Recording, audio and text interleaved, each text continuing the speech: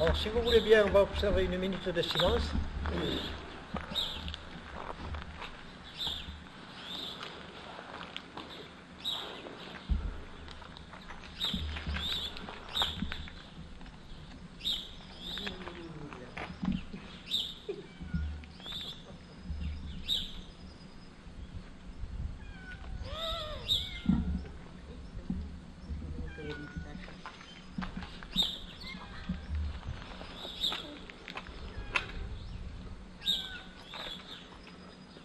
On va faire après les mains.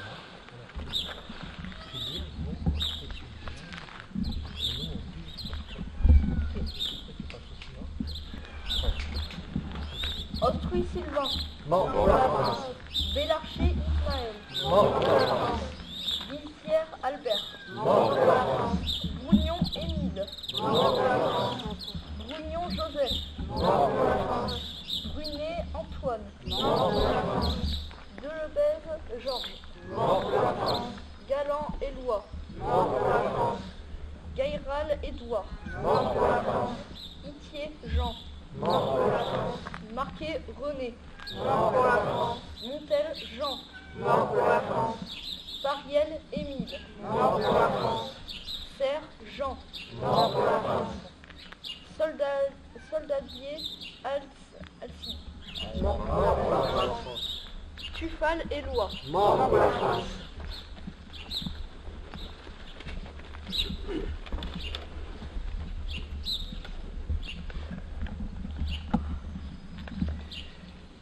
Commémoration de la victoire de 8 mai 1945, message du secrétaire d'État auprès du ministre de la Défense, chargé des anciens combattants et de la mémoire. Le 8 mai 1945, la victoire des nations alliées consacrait la victoire de la démocratie, des valeurs universelles, de la liberté et de la dignité humaine. Il y a 72 ans prenait fin en Europe la guerre la plus meurtrière que l'humanité ait connue. Plus de 50 millions de femmes, d'hommes et d'enfants, dont la moitié de civils périrent. Dès le 18 juin 1940, par la voix du général de Gaulle, la France avait dit son refus et sa volonté d'agir pour retrouver sa place au sein des grandes nations, afin de porter son message universel de liberté, d'égalité et de fraternité. Le 8 mai 1945, la France était à Berlin, effaçant la défaite de mai 1940 et l'esprit de collaboration. Aujourd'hui, nous rendons hommage à toutes les générations de la Seconde Guerre mondiale. Hommage aux combattants de 1940 dont les sacrifices permirent, lors de combats restés dans les mémoires comme en Norvège, à Montcornet ou à Chasselet, de ralentir l'avancée de l'armée allemande au printemps 1940.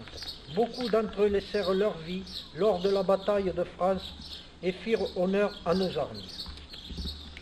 Hommage à toutes ces femmes, à tous ces hommes français ou venus du monde entier, issus de toutes les origines et de toutes les cultures, qui conjuguèrent leur effort pour libérer le territoire national et faire triompher la fraternité.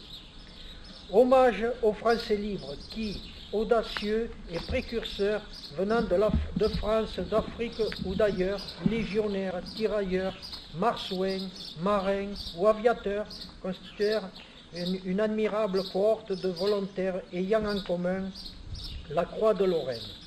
Ces soldats de l'armée d'Afrique ancienne de Binarkin débarquèrent en Provence.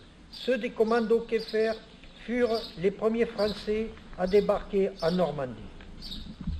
Hommage aux résistants de l'intérieur, de toute conviction, qui choisirent de mener le combat sur le territoire national au sein de réseaux de mouvements de maquis. Hommage aux victimes de la déportation, condamnées par leur idée et parce qu'elles étaient qui subirent l'innommable. Souvenons-nous de milliers de victimes civiles, hommes, femmes et enfants qui subirent représailles et bombardements. Souvenons-nous également de ces victimes trop longtemps oubliées, gens du voyage fichés et internés, malades et handicapés, morts de délaissement dans les établissements qui les hébergeaient. Notre pays s'est construit après 1945 sur le souvenir de ces tragédies et par la volonté de vivre ensemble au sein d'une Europe en paix, unie, préservée des nationalismes et des idéologies totalitaires. C'est cette volonté qui a permis la réconciliation des nations européennes et c'est sur cette base que la construction européenne fut possible. Aujourd'hui, 60 ans plus tard, l'union de ces nations est la garantie de la préservation de la paix et de la liberté des Européens. À ce jour, nous mesurons l'étendue de la responsabilité que nous avons en héritage et la nécessité impérieuse de le préserver, pour que le désastre qui fut la Seconde Guerre mondiale ne se reproduise jamais. On peut envoyer la Marseillaise.